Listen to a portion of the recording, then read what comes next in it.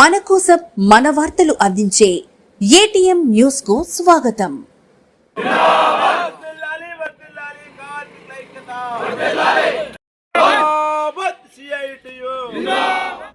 JLM విద్యుత్ ఉద్యోగులకు మద్దతుగా సిఐటియు అనుబంధం యునైటెడ్ ఎలక్ట్రిసిటీ ఎంప్లాయీస్ యూనియన్ ఆందోళన నిరసన.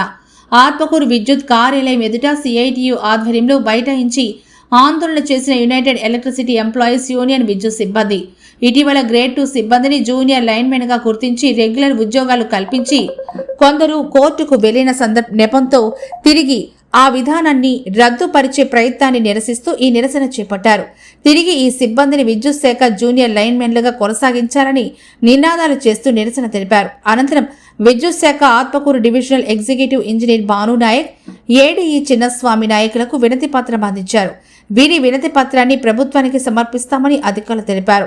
అనంతరం కార్యక్రమాన్ని ఉద్దేశించి సిఐటియు రాష్ట్ర నాయకులు Sivaprasad, united electricity employees union జిల్లా అధ్యక్షులు హజరత్ మాట్లాడారు.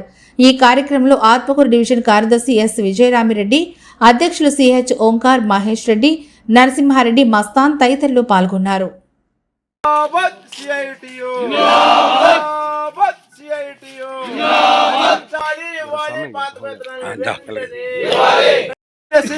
కార్మికుల పట్ల యాజమాన్యం ఒక ముందు వైఖరి స్లోగన్